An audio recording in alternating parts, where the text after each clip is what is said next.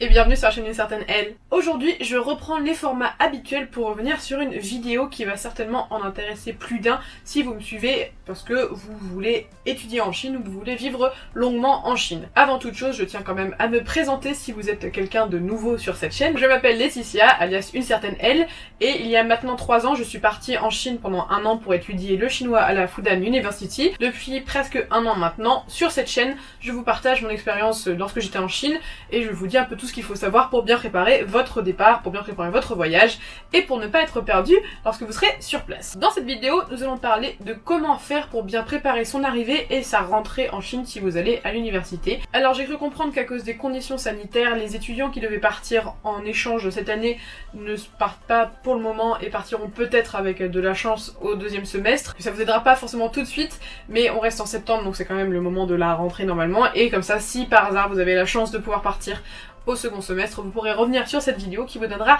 toutes les clés pour pouvoir bien arriver en Chine.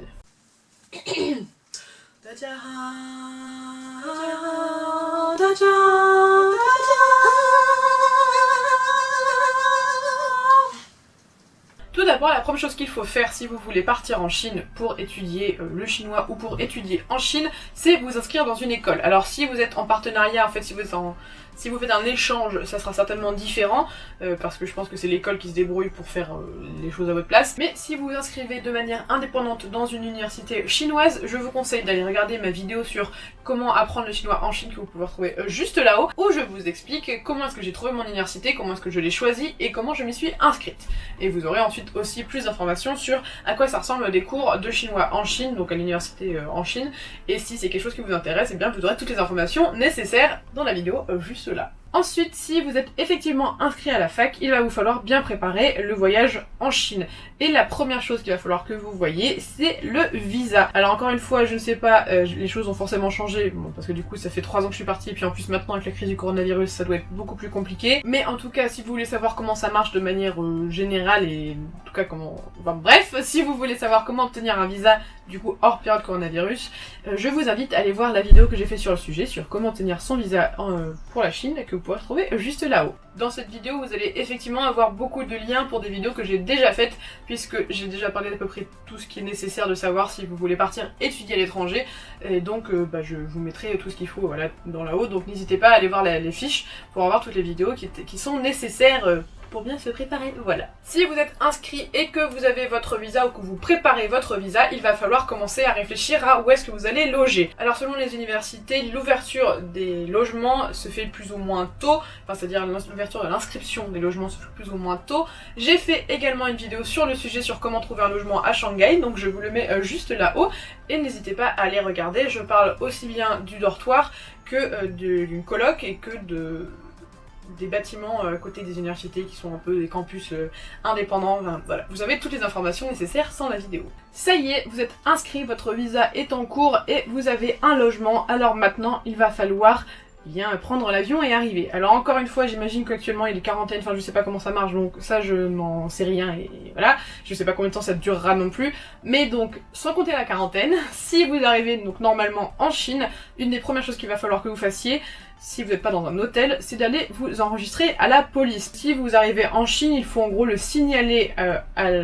l'état chinois, et donc il faut que vous alliez à la police avec en gros le papier de votre maison, enfin de votre logement, et qu'en gros vous alliez déclarer à la police que vous êtes un étranger et que vous vivez dans ce logement. Normalement, si vous êtes dans un appartement, votre manager, enfin la personne qui s'occupe de l'appartement, vous emmènera le faire ou le fera avec vous, et si vous êtes sur le campus, je crois qu'ils le font d'eux-mêmes, donc vous n'aurez pas à vous embêter à le faire. Voilà. Ensuite, eh bien, qu'est-ce qu'il faut faire si vous arrivez en Chine? Il faut prendre une carte SIM, ça c'est un peu compliqué de vivre sans carte SIM chinoise sur place, puisque bon, je sais que maintenant il y a des accords avec la France, tout ça, mais enfin ça coûte vraiment très très cher, et les cartes SIM c'est assez facile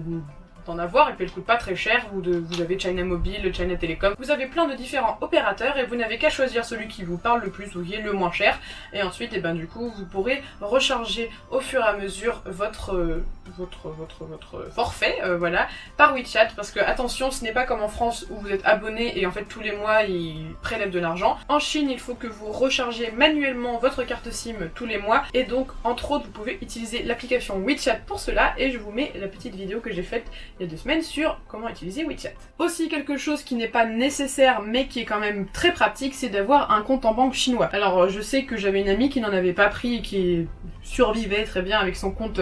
en gros son compte européen quoi, et à chaque fois elle tirait de l'argent et elle se travaillait avec beaucoup de liquide, mais je vous conseille franchement quand même de prendre un compte chinois. Il existe de plus en plus des offres pour avoir, en fait à chaque fois que vous tirez de l'argent c'est pas cher, donc moi par exemple ce que je faisais c'est que tous les mois je tirais 3000 yuan de mon compte français et je le mettais sur mon compte chinois, et surtout WeChat c'est très pratique encore une fois pour pouvoir payer votre loyer directement et tout ça, donc n'hésitez pas à avoir un compte chinois que vous pourrez ensuite lier à votre compte WeChat, c'est vraiment très pratique, et puis voilà. Alors attention, en tout cas il y a 3 ans, toutes les banques prenaient pas toutes les Visa et les Mastercard. Je sais que moi j'étais chez ICBC, voilà, il y en a quelques-unes qui acceptent les Visa et qui acceptent les Mastercard, donc faites bien attention à ça, et puis c'est sûr que si vous avez quelqu'un qui parle un peu chinois, c'est plus pratique pour ouvrir le compte, parce que nous on avait une de nos colocs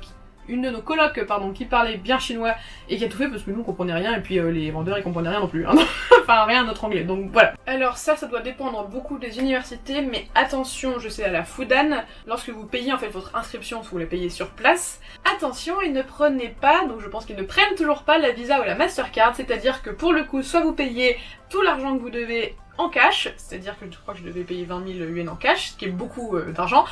soit vous avez une carte chinoise et qui est déjà remplie avec la quantité d'argent qu'il vous faut, voilà. Donc surveillez bien vos plafonds lorsque vous partez de France, dites qu'il faut des plafonds un peu plus élevés pour pouvoir payer les inscriptions, ou sinon partez avec beaucoup de liquide, mais bon ça c'est un autre problème plus dangereux. Enfin bref voilà, faites attention à ça parce que je me suis fait arnaquer moi-même et que j'ai dû revenir 2 fois à la fac pour pouvoir finalement tout payer. Voilà, c'était une grande aventure, hein. Pas besoin de faire un check-up médical complet si vous partez en Chine pour 1 an, puisque, alors si vous partez 6 mois au moins, vous aurez juste un visa, donc je pense peut-être que c'est nécessaire. Par contre, si vous partez donc pour plus de 6 mois, vous aurez sur place, vous serez obligé de prendre un permis de séjour, et si c'est le cas, pour avoir le permis de séjour, vous serez obligé d'aller dans un hôpital chinois pour faire un check-up complet qui fait 7 étapes en 15 minutes, enfin un truc de très très rapide, efficace, je ne sais pas comment ils font, mais voilà, du coup, sachez que ça sera fait pour vous. Juste pour terminer du coup sur le sujet, si vous faites tout ça, vous arriverez normalement serein pour votre rentrée quand vous pourrez la faire. Je vous conseille également d'arriver quelques jours en avance parce qu'il y a quand même pas mal de choses à préparer, donc justement avant de pouvoir commencer les cours, et puis quand vous commencez les cours ça sera assez efficace je pense. Je vous mets en plus dans les fiches là-haut 2 vidéos qui sont importantes si vous voulez partir en Chine pour étudier.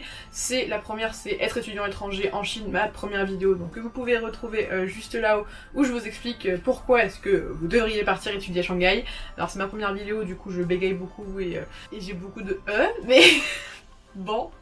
peut-être que je la referai cette vidéo, je ne sais pas. Et la deuxième vidéo que je vous recommande, c'est sur à quoi ressemble une journée en Chine, enfin à quoi ressemble une journée d'étudiante en Chine, donc je vous mets aussi également là-haut, où en fait j'ai filmé 2 fois pendant l'année une journée normale que j'avais en cours, et où je vous fais en fait je vous explique et je vous fais un peu un vlog en même temps pour vous montrer à quoi ressemble la journée d'une étudiante normale en Chine. Voilà. Et voilà, je crois que j'ai fait le tour. En tout cas, j'espère que cette vidéo aidera ceux qui ont la chance de partir en Chine étudier. Encore une fois, voilà, si pour le moment ce n'est pas possible, j'espère que ça sera possible très bientôt. J'espère que voilà, ça fait pas son cœur de faire les vidéos maintenant, c'est pas du tout ce qui est prévu. Enfin voilà, c'est juste pour que vous puissiez être prêts lorsque vous pourrez partir. En tout cas, si tout va bien, on se retrouve vendredi dans 2 semaines pour une nouvelle vidéo qui sera peut-être pas sur la Chine. Je vais peut-être commencer à faire des vidéos autres. Je vous tiens au courant, on verra. Bref, prenez soin de vous, à bientôt, et zaijian!